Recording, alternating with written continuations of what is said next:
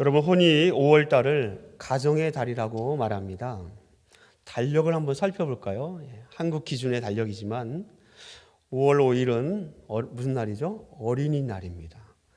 그리고 5월 8일은 한국에서는 어버이날로 지키고요. 미국에서는 5월 둘째 주일을 마더스데이로 지키고 있습니다. 그리고 세 번째로 5월 21일은 부부의 날입니다.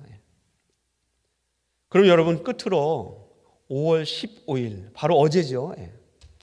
5월 15일이 혹시 무슨 날인지 아십니까? 스승의 날. 스승의 날 하면 가정의 달은 아니잖아요. 스승님이니까요. 저는 힌트가 가정의 달이니까요. 힌트가 있겠죠.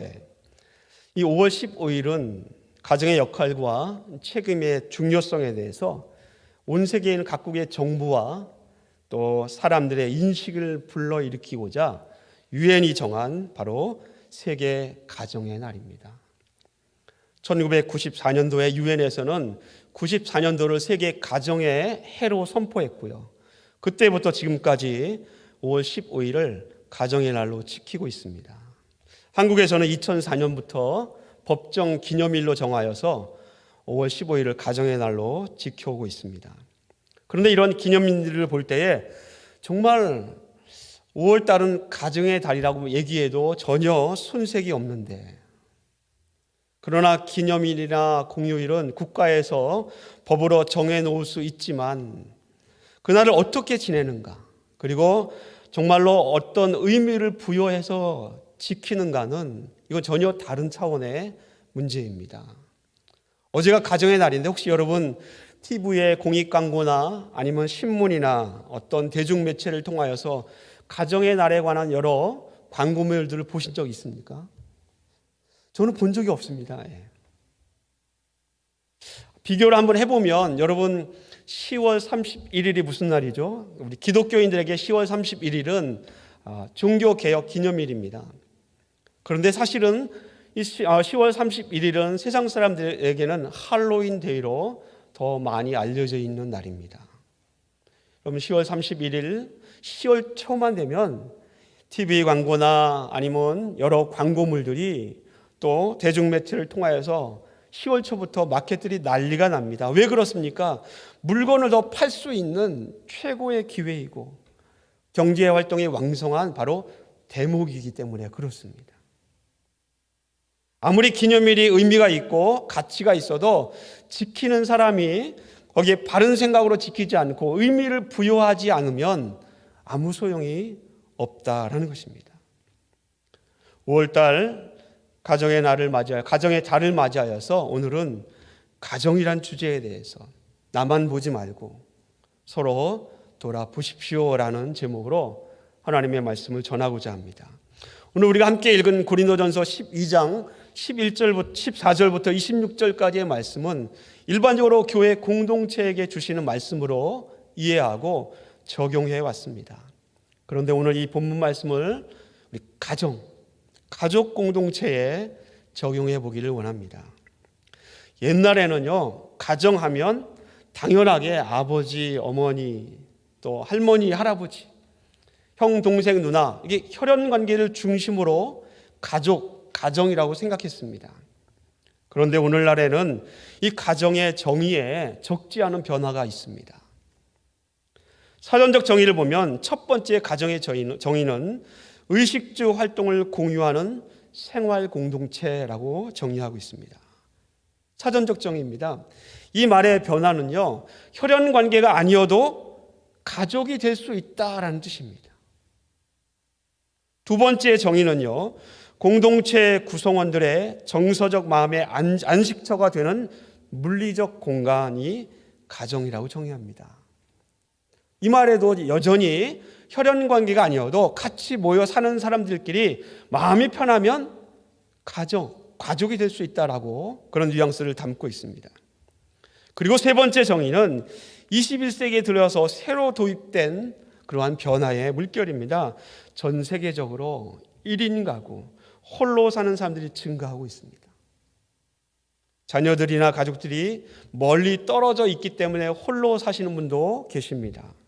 또 결혼하지 않고 혼자 사시는 분도 있습니다. 또 결혼했지만 배우자가 먼저 돌아가신 분들도 있고요. 또 이혼한 후에 결혼하지 않고 재혼하지 않고 혼자 사시는 분도 있습니다.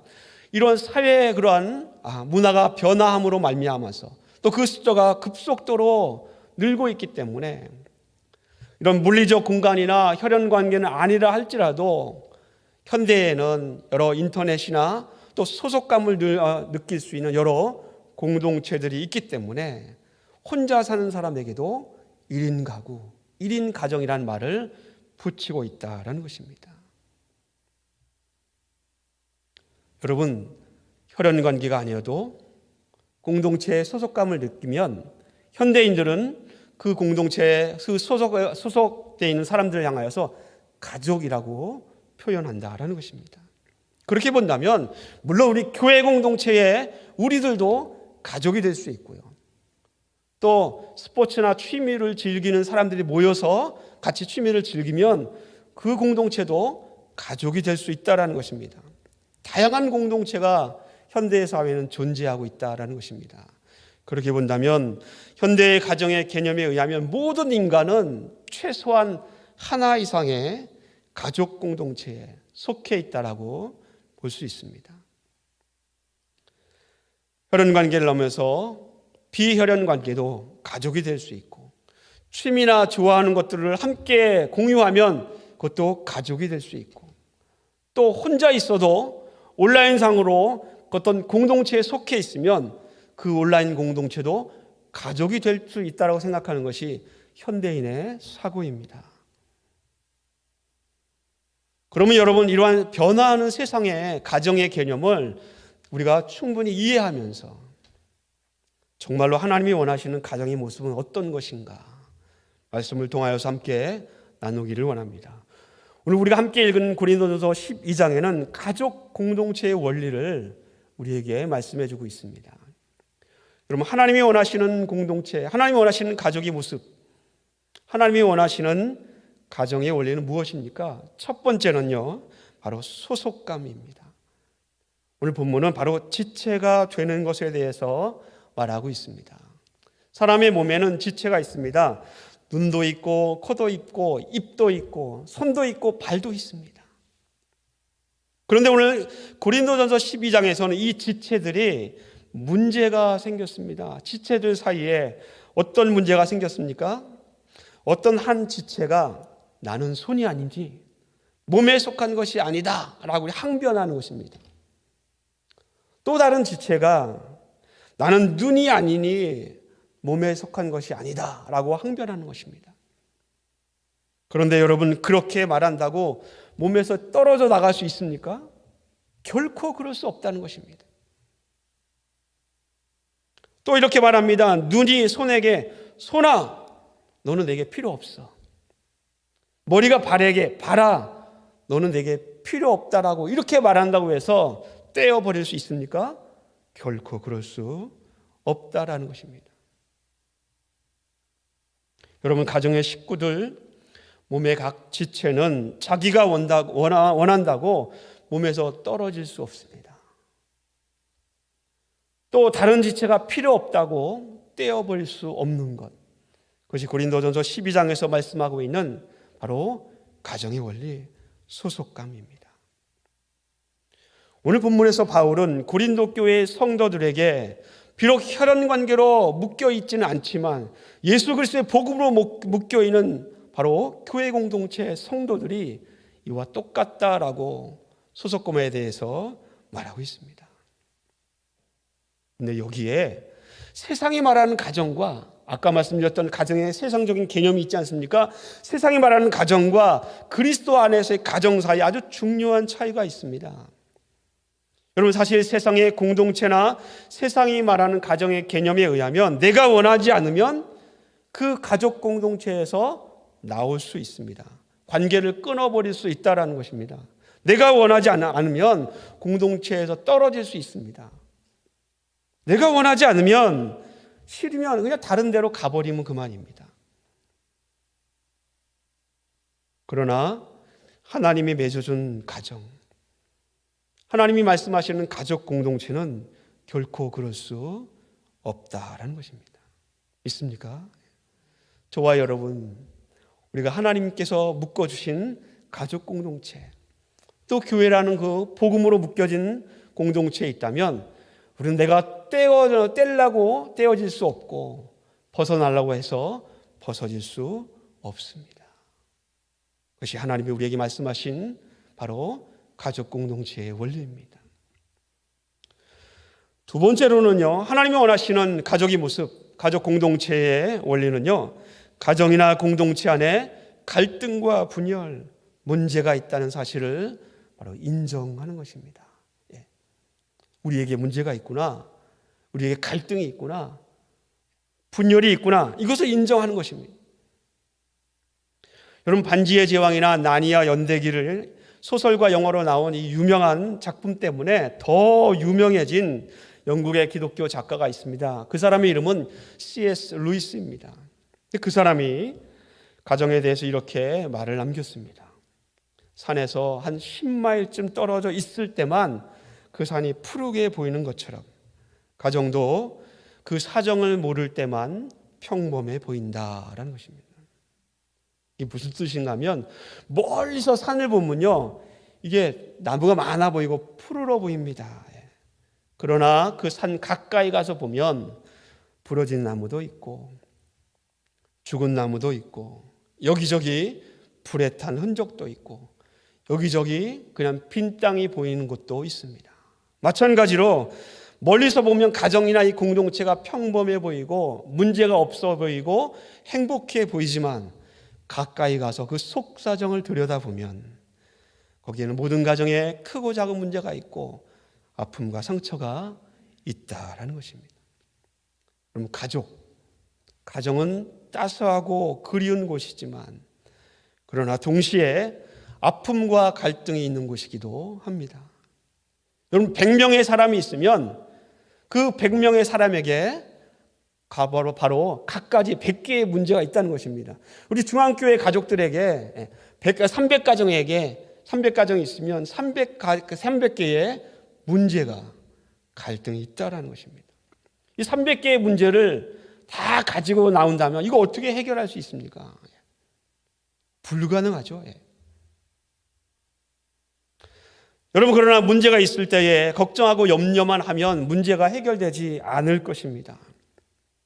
그래서 오늘 말씀을 통해 하나님이 우리에게 주는 하나의 원리가 있다면 틀렸다는 사실, 문제가 있다는 사실을 발견하면 오히려 기쁜 일이다라는 것입니다. 발견 때문에 몰랐던 사실을 알 수 있기 때문에 그렇습니다. 배움이 있는 것입니다. 문제가 있구나라는 사실을 인정하면 당연하게 그 사실을 받아들이면 조금이나마 다른 지점으로 옮겨갈 수 있는 가능성, 해결책의 그 첫걸음을 뗄 수 있기 때문에 그렇습니다. 오늘 이 시간에 여러분 가족이 공동체가 어떤 문제가 있는지 여러분에게 쭉 나열하는 것이 아닙니다. 아마 그러한 문제점이나 해결책에 대해서는 저보다 심리학자들이나 상담학자들이나 사회학자들이 더 잘 말하고 있습니다. 그러나 목사의 입장에서 여러분 가정의 출발점이 되는 하나님의 말씀을 통하여서 우리가 한 가지만 살펴보기를 원합니다. 하나님께서 최초로 가정을 만드셨을 때 바로 그때 그 시절로 돌아가서 말씀을 생각해 보기를 원합니다. 바로 창세기 2장의 말씀입니다.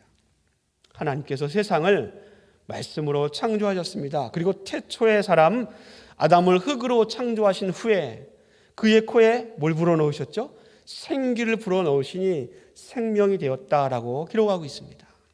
그리고는 아름다운 에덴 동산을 만드신 다음에 아담이 살 수 있도록 거처까지 마련해 주셨습니다. 에덴 동산에 있는 꽃들과 동물들은 아담의 그야말로 친한 친구입니다. 에덴 동산이 어떤 곳입니까? 근심이 없이 행복을 누리는 곳, 정말로 파라다이스 낙원입니다. 그런데 이 부족할 것 없는 이 에덴 동산에 사는 아담을 바라보시면서 하나님께서 이런 말씀을 남기셨습니다. 창세기 2장 18절에 보니까 여호와 하나님이 이르시되 사람이 혼자 사는 것이 좋지 아니하니 내가 그를 위하여 돕는 메풀이를 지으리라. 여러분, 하나님께서 세상을 창조하시면서 늘 좋았더라 라고 말씀하신 것 기억하시죠? 근데 성경의 최초로 2장 18절 말씀에 좋지 않다라는 말씀을 하나님이 하신 것입니다. 모든 것을 갖추고 있는 에덴 동산에서 살고 있지만 그 아담의 모습을 바라보시며 하나님께서 좋지 않다라고 불쌍히 여기셨습니다. 그리고는 돕는 배필을 짓기로 작정하셨습니다. 어느 날 하나님께서 아담 아주 깊이 잠을 재우셨습니다. 그리고는 그의 갈빗대 하나를 취하여서 그 갈빗대에 살로 채우시고 그리고는 여자를 만드셨습니다. 하나님께서 잠에서 깨어난 아담이 하와를 처음 보았을 때 어떻게 말을 했습니까? 창세기 2장 23절의 말씀에 보니까 이렇게 기록되어 있습니다. 이는 내 뼈 중에 뼈요 내 살 중에 살이라. 그냥 표현이 아니라 감탄하는 것입니다. 얼마나 좋았으면, 얼마나 기뻤으면 아담이 이렇게 표현했겠습니까? 성경은 계속해서 기록하기를 최초의 이 공동체, 하나님이 만들어진 최초의 가정에 대해서 이렇게 24절에 말하고 있습니다. 남자가 부모를 떠나 그 아내와 합하여 둘이 한 몸을 이루었다. 성경에 최초로 등장하는 공동체의 모습이며 가족의 모습입니다. 25절 말씀에는 아담과 그의 아내 두 사람이 벌거벗었으나 부끄러워하지 아니하였다라고 기록하고 있습니다. 여러분, 가족 공동체의 이 가족들이 서로 어떤 것으로도 서로를 향하여 부끄러워하지 않는 것, 이런 가족의 기본적인 전제들을 하나님께서 말씀을 통하여 우리에게 보여주었습니다. 이것이 성경에 등장하는 최초의 가정의 모습입니다. 성경은 이미 가정이 어떤 모습이어야 하는지를 우리에게 말씀하셨다라는 것입니다. 어떤 모습입니까? 정리하면 서로 돕는 배필로 존중해야 한다는 것입니다. 두 번째는 무엇입니까? 둘이 한 몸이 되어야 한다는 것입니다. 세 번째는 무엇입니까? 서로의 잘못이나 수치에 대해서 부끄러움이 없어야 한다는 것입니다. 이거 성경이 우리에게 말씀해 주고 있는 가정의 모습입니다. 근데 여러분, 아까 하나님이 원하시는 가족의 원리 가운데 두 번째가 뭐라고 했죠? 가정 안에, 그 가족 안에, 공동체 안에 문제가 있고 분열이 있고 갈등이 있다는 사실을, 그것을 인정하는 것이 두 번째다 말씀드렸습니다. 그러면 아담과 하와의 이 최초의 가정에게 문제가 없었습니까? 그들의 속사정 한번 여러분 들여다보십시오. 아담과 하와의 가정에 문제가 생깁니다. 그 문제가 적나라하게 들어간 것은 여러분도 잘 아는 것은 바로 창세기 3장, 선악을 알게 하는 나무의 열매를 먹는 사건, 그 사건이 바로 그 발단입니다. 우리는 인류 최초의 이 타락의 이야기를 너무나 잘 알고 있습니다. 한때 저도 옛날에는요, 이렇게 하나님께 질문한 적이 있습니다. 하나님, 문제의 여지가 있는 이 선악과를 왜 만드셨습니까? 만약 하나님이 이 선악과를 만들지 않았다면 죄를 짓지 않을 수 있지 않지 않습니까? 그렇게 질문한 적이 있습니다. 그런데 믿음이 좀 성장한 다음에 이 많은 사람에게 의혹과 논쟁이 되는 이 선악과 이 열매, 이 사건을 믿음이 성장한 뒤 다시 한번 묵상하고 살펴보니까 이 선악과는 사람을 향한 하나님의 특별한 은혜와 사랑이 깃들어 있는 표현이다라는 것입니다. 여러분, 인간과 동물 사이에 공통점이 있습니다. 그것은 바로 본능을 갖고 있다라는 것입니다. 즉 욕구가 있고 그 욕구에 의해서 사는 것입니다. 그런데 여러분, 오직 본능대로만 산다면 그것은 인간이 아니라 동물일 수 있다라는 것입니다. 인간은 하나님의 형상을 닮아서 본능대로 사는 존재가 아니라 하나님의 말씀대로 살 수 있는 존재로 하나님이 창조하셨습니다. 믿습니까? 선악을 알게 하는 나무의 열매는 먹지 말라. 하나님이 이러한 질서를 주셨습니다. 그런데 이 질서는 본능대로 살 수 있는 인간에게 하나님과의 관계를 가늠할 수 있는 질서, 이 계명을 주심으로 말미암아 말씀대로 살 수 있는 존재가 되게 하신 사건이다라는 것입니다. 선악과에는 본능이 아니라 하나님의 형상을 닮은 사람으로 사람이 되게 하신 하나님의 특별한 은혜와 사랑이 이 선악과 안에 들어있다라는 것입니다. 그러나 그 하나님의 질서, 하나님과의 약속을 깨트리고 맙니다. 왜 죄를 지었을까? 원인을 생각하는 것은 죄를 다시 짓지 않는 범죄를 예방할 수도 있습니다. 그런데 왜 죄를 지었을까? 원인을 생각하기 이전에 더 중요한 것은 죄에 대한 태도입니다. 왜냐하면 죄에 대한 태도는요, 죄에 대한 책임의 문제가 거기에 있기 때문에 그렇습니다.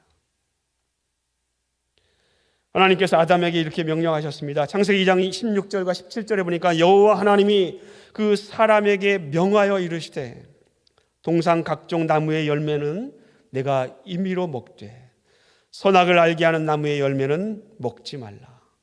내가 먹는 날에는 반드시 죽으리라. 이 명령은 절대적으로 개개인에게 주신 명령입니다. 물론 이 말씀을 하셨을 때에 아담에게 하셨을 때 하와는 그때 존재하지 않았습니다. 그러나 하와도 아담으로부터 하나님의 명령을 전해 들었을 것입니다. 개개인에게 아담 개인에게 주셨다라는 것은 하나님께서 각 사람에게 주신 명령입니다. 다시 말하면 단수의 명령입니다. 그런데 뱀이 사단의 마음에 들어가서 뱀이 하와를 유혹할 때 보니까 창세기 3장 3절에 보면 하와가 이 명령을 복수로 받고 있습니다. 3장 3절은 표현하기를 너희는 먹지도 말고 만지지도 말라라고 성경은 표현하고 있습니다. 물론 우리가 생각할 때에 아담과 하와가 이 하나님의 계명을 같이 함께 지켜야 하지 않습니까? 그렇기 때문에 복수로 너희다라고 이렇게 표현한 것은 이건 잘못된 표현이 아닙니다. 그런데 말씀을 좀 더 주의 깊게 생각해 볼 필요가 있는 것 같습니다. 왜냐하면 이 사고의 변화가 인간에게 있으면, 어떤 잘못이 있을 때에 사고의 변화가 있으면 죄에 대해서 어떤 태도를 보이는가, 또는 죄에 대한 책임에 대해서 어떤 그런 느낌을 갖고 있는, 책임감을 갖고 있는가를 엿볼 수 있기 때문에 그렇습니다. 사람은 종종 잘못하면 책임의 문제가 있을 때 나 개인이 책임을 져야 한다라고 생각하지 않고 다른 사람을 포함시켜서 우리의 문제라고 생각하는 경향이 있다라는 것입니다. 다시 말하면 내가 개인적으로 짊어져야 내 책임인데 우리라는 말 속에 나의 책임을 희석시켜서 희미하게 만든다라는 것입니다. 나의 죄라고 생각하면 이게 뭔가 직선적이고 가슴이 덜컥 내려앉는 그러한 뉘앙스가 있지 않습니까? 내 죄라고 하면. 그런데 이것이 우리의 죄다라고 하면 왠지 좀 마음이 안심이 되는 경향이 사람의 본능 속에 있다라는 것입니다. 여러분 그렇지 않습니까? 내 죄 하면 뭔가 이게 꺼림직하거든요. 그런데 우리의 죄 하면 뭔가 마음이 편안해지는 그런 경향이 있다는 것이죠. 하나님께서 아담에게 명령하시고 아담과 하와에게 주신 이 계명을 깨트렸을 때에 그 죄의 대가는 각 사람 한 명 한 명에게, 아담 개인에게, 하와 개인에게 책임이 돌아갔습니다. 하나님께서 이스라엘 백성 공동체에게 하나님의 약속의 말씀을 지키면 축복해 주신다라고 공동체에게 말씀을 주셨지만 그 약속을 깨트렸을 때는 1차적으로 그 죄의 대가, 책임은 누구에게 있습니까? 이스라엘 백성 한 명 한 명 개개인에게 돌아갑니다. 죄의 대가는 개인적입니다. 구원도 똑같습니다. 아내가 하나님을 잘 믿고 교회에 다닌다고 해서 하나님을 전혀 믿지 않는 불신자 남편이 천국에 들어갈 수 없습니다. 부모가 잘 믿는다고 해서 믿지 않는 자녀가 천국에 들어갈 수 없다라는 것이죠. 책임이란 1차적으로 개인에게 적용됩니다. 그런데 이 책임을 회피하면 관계가 깨질 수밖에 없고, 이 책임을, 개인의 책임을 회피하면 회복의 가능성이 보이지 않고 그 가능성은 점점점 멀어져 갈 수밖에 없습니다. 하지만 그 책임이 내 탓입니다라고 얘기하면, 그러면 그 가정도, 그 공동체가 회복할 수 있는 소망을 가질 수 있습니다. 사랑하는 성도 여러분, 아담과 하와의 가정에 벌어진 이 인류 최초의 타락이나 이 사건을 접할 때마다 저에게는 항상 이런 생각이 떠오릅니다. 아마 여러분 가운데 저와 똑같은 질문을 하시는 분들도 있었을 것입니다. 창세기 3장 11절에 보니까 하나님께서 아담에게 이렇게 묻습니다. 누가 너의 벗었음을 내게 알렸느냐? 내가 내게 먹지 말라 명한 그 나무 열매를 내가 먹었느냐라고 하나님께서 아주 엄하게 아담에게 묻습니다. 만약 그때에, 만약이라는 말입니다. 만약 그때 그 순간에 아담이 하나님께, 예 하나님 제가 먹었습니다, 잘못했습니다, 용서해 주세요라고 대답했다면 어땠을까요? 하지만 아담은 그렇게 하지 못했습니다. 이 다음에 천국 가서 아담 할아버님을 만날 텐데 아담에 대해서 계속 이렇게 비관적으로 나쁘게 얘기해서 죄송하지만 하나님의 말씀을 바르게 전하기 위해서 아담은 그렇게 하지 못했습니다. 아담은 남편으로서의 위치와 책임도 다 잃어버린 채 12절 말씀에 이렇게 말하였습니다. 창세기 3장 12절에 보니까 하나님이 주셔서 나와 함께 있게 하신 여자, 그가 그 나무 열매를 내게 주므로 내가 먹었나이다. 바로 저 여자가 내게 먹으라고 했다라고 그 죄의 책임을 누구에게 돌리고 있습니까? 핑계를 여자에게 돌리고 있습니다. 그런데 여러분, 이 변명이 그냥 단순한 변명이 아닙니다. 좀 더 주의 깊게 생각해 보십시오. 이렇게 얘기했을 때 그 옆에서 누가 듣고 있었습니까? 하와가 듣고 있었습니다. 하와의 심정이 어땠을까요? 하와의 마음에 아담이 그 말을 할 때에 대모서 아주 꽝하고 박는 대답이었다라는 것입니다.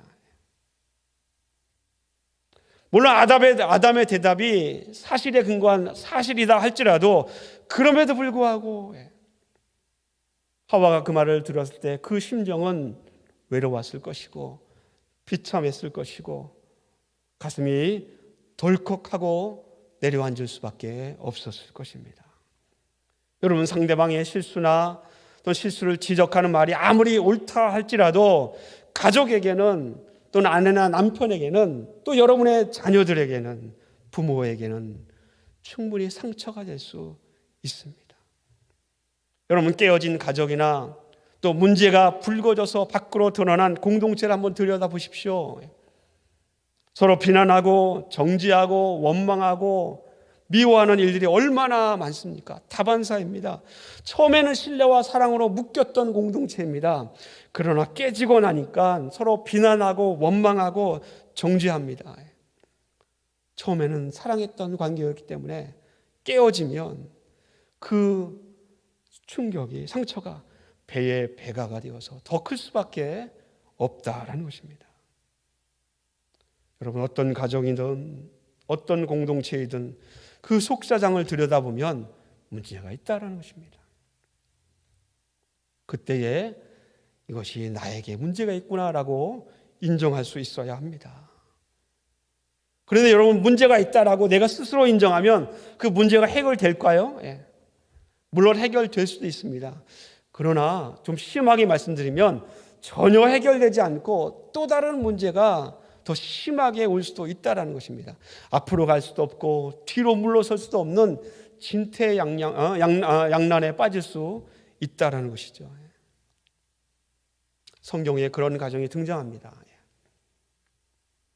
멀리 보지 않고 바로 최초에 타락했던 이 아담과 하와의 가정 한번 더 들여다보십시오. 어떤 일이 벌어집니까? 이 선악과를 열매를 먹는 이 문제뿐만 아니라 아담과 하와가 낳은 첫째 아들 가인이 둘째 아벨을 죽이는 살인사건으로 번집니다. 여러분, 정말 이런 가정이라면 정말 세상 말로 막장 아닙니까? 형이 아우를 죽였습니다. 아담의 가정만이 아닙니다. 야곱의 가정을 한번 생각해 보십시오. 부모로서는 절대 해서는 안 되는 한 사람 한 아들만 사랑하는 편애를 야곱이 하고 맙니다. 그 결과로 상처를 받은 이 형제들이 바로 사랑의 대상이 되었던 요셉, 아버지의 편애의 대상이었던 요셉을 죽이기로 작정합니다. 결과적으로 죽이진 않았지만 이집트의 노예로 팔아버리는 참담한 일이 벌어지고 맙니다. 제가 이런 성경의 예를 드리는 것은 믿음의 가정 또 공동체라 할지라도 충분히 이러한 참담한 일과 비극적인 일들이 일어날 수 있다라는 것을 말씀드리는 것입니다. 하나님을 섬기는 가정이라고 해서 모두 행복하고 모두 잘 살고 아무런 문제가 없지 않다라는 것입니다. 믿음의 가정에도 문제가 생기고 갈등이 있고 분열이 있고 분쟁이 있고 비참한 일들이 벌어질 수 있다라는 것입니다. 그럼 어떻게 해야 됩니까? 하나님 이게 내 죄입니다 하고 그냥 주저앉아 있어야 됩니까? 아니면 이게 하나님의 징계라고 생각하고 가만히 있어야 됩니까? 하나님의 저주라고 생각해야 됩니까? 아니지 않습니까? 정답은 똑같습니다. 아담이 하나님 앞에서 하와에 대해서 미처 하지 못했던 그 대답을 하는 것입니다. 터진 문제와 갈등에 대해서 내 탓입니다. 용서해 주세요. 회개를 요청하는 것, 잘못을 고백하는 것, 그것이 바로 첫 출발점입니다. 아내의 탓도 아니고 남편의 탓도 아니고 부모의 탓도 아니고 자녀의 탓도 아니고 누구의 탓이라고요? 내 탓입니다. 하나님, 제가 잘못했습니다. 나를 용서해 주소서. 이 회개의 고백이 치유와 회복의 출발점이 된다라는 사실을 여러분 마음속에 담으시기를 예수님의 이름으로 부탁을 드립니다. 이것이 그리스도인의 모습입니다. 예수님이 그렇게 하셨습니다. 내가 죄를 지었는데 아무 상관도 없는 나를 향하여서 하나님, 저 사람의 죄 내가 짊어지겠습니다. 나를 십자가에 못 박으소서. 그렇게 말하신 분이 주님 아닙니까? 누가복음 22장에 보니까 예수님께서 잡히실 때에 혈기왕성했던 베드로가 절대 예수님을 잡아갈 수 없습니다라는 의지로 대제사장의 종의 귀를 칼로 내리쳐서 잘라버린 사건이 등장합니다. 그랬던 베드로가 누가복음 22장 60절에 이렇게 성경은 표현하고 있습니다. 베드로가 이르되 이 사람아, 나는 네가 하는 말을 알지 못하노라. 주님을 배반한 것입니다. 이렇게 아직 말하고 있을 때에 닭이 울더라라고 기록하고 있습니다. 베드로가 배반하는 이 부인하는 말이 채 끝나기도 전에 닭이 운 것입니다. 그런데 그 다음 말씀에는 가슴이 덜컥 내려앉을 수밖에 없는 장면이 61절에 표현되어 있습니다. 주께서 돌이켜 베드로를 보시니, 예수님이 베드로를 보셨다라는 것입니다. 둘의 시선이 마주친 겁니다. 그랬더니 베드로가 주의 말씀, 곧 오늘 닭 울기 전에 내가 3번 나를 부인하리라 하심이 생각났다라고 기록하고 있습니다. 예수님이 얼굴을 돌려 베드로를 바라보셨습니다. 대제사장의 집에서 희롱당하고 구타를 당하는 와중에 베드로를 보신 겁니다. 여러분, 그때 주님의 눈빛이 어떠했을까요? 예수님의 눈빛이 베드로, 내가 말했지, 이래. 네가 나를 배반하고 부인한다고 말했지. 베드로를 향하여 원망하고 조롱하는 눈빛이었을까요? 저는 절대로 예수님의 눈빛은 베드로를 그런 눈빛으로 원망하고 조롱하고 네 탓이라고 그런 눈빛으로 주님께서 보지 않았다라고 생각합니다. 여러분 가족 중에 베드로처럼 돌이킬 수 없는 잘못을 한 사람이 있다면 그 사람을 향해서 원망하고 분노하고 조롱하며 심한 말을 퍼부으면서 네 탓이야, 너 때문이야 라고 말했다면 아담이 하나님 앞에서 저 여자 때문에 그렇게 됐습니다 라고 변명하고 핑계를 댔던 아담의 모습과 절대 다르지 않습니다. 외면당하고 버림당하고 또 그런 상처는 결코 돌아올 수 없는 강을 건너는 것이 될 수도 있습니다.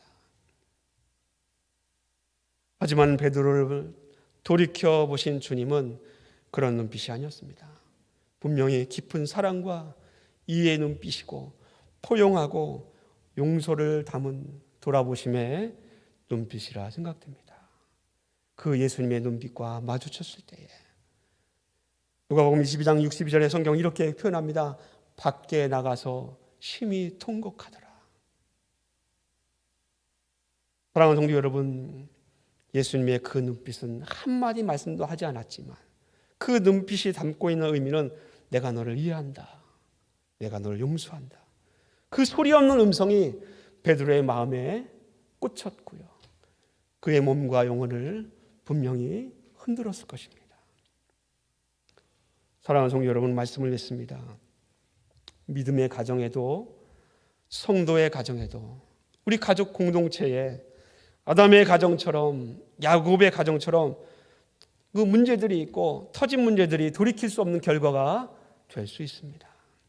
그렇다고 잘잘못을 따지거나 정죄하거나 누구의 탓으로 돌리는 것이 아니라 예수님이 베드로를 바라보신 것처럼 그냥 바라보십시오. 그리고는 이해한다고 말해주고 기다려 주십시오.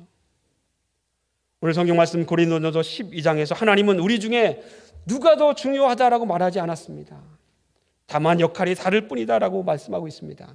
하지만 우리 가운데 약해 보이고 부족해 보이는 누군가 가족이 있다면 서로 같이 돌보고 귀한 것들로 입혀주라고 성경은 기록하고 있습니다. 그러면 약한 가족이 어떻게 됩니까? 더욱 아름다운 것으로 덧입혀지고 귀중하게 된다라고 선포하고 있습니다. 고통받는 가족이 있으면 함께 고통을 짊어지라고 말씀하고 있습니다. 그러면 모든 가족이 함께 영광을 얻고 즐거움을 얻게 될 것이라고 성경은 기록하고 있습니다. 사랑하는 성도 여러분, 성경이 말하는 가정의 모습, 교회 공동체의 모습입니다. 가족은 서로 한 몸의 지체입니다. 가족은 함께 돌보고 함께 고통을 짊어지는 지체입니다. 믿습니까? 여러분 가운데 나만 바라보는 것이 아니라 서로를, 여러분 가족을 또 공동체를 돌아볼 수 있는 놀라운 은혜가 있기를 예수님의 이름으로 축원을 드립니다. 시간 우리 기도할 때 성 프란체스코가 이러한 아주 멋있는 기도의 식구를 남겼습니다. 그 기도로 기도하기를 원합니다. 다 같이 기도하겠습니다. 할렐루야. 사랑이 많으신 하나님 아버지, 하나님께서 우리에게 가족이라는 공동체를 주셨습니다. 하나님께서 우리에게 비록 혈연관계로 묶이지 않았지만 예수 그리스도의 복음으로 묶여진 교회 공동체를 허락해 주셨습니다. 우리 가정이, 우리 가족들이, 우리 교회가 이런 가정이, 이런 공동체가 되게 하여 주시옵소서. 미움이 있는 곳에 사랑을, 상처가 있는 곳에 용서를, 분열이 있는 곳에 일치를, 의욕이 있는 곳에 믿음을 심는 가정이, 공동체가 되게 하여 주시옵소서. 오류가 있는 곳에 진리를, 절망이 있는 곳에 희망을, 어둠이 있는 곳에 광명을, 슬픔이 있는 곳에 기쁨을 심는 가정이 우리 교회가 되게 하여 주옵소서. 위로받기보다는 더 위로하고, 이해받기보다는 이해하며, 사랑받기보다는 더 남을 사랑하는 우리 가정, 우리 가족, 우리 교회가 되게 하여 주시옵소서. 이 모든 것 주님을 의지하며 예수 그리스도의 이름으로 기도드리옵나이다. 아멘.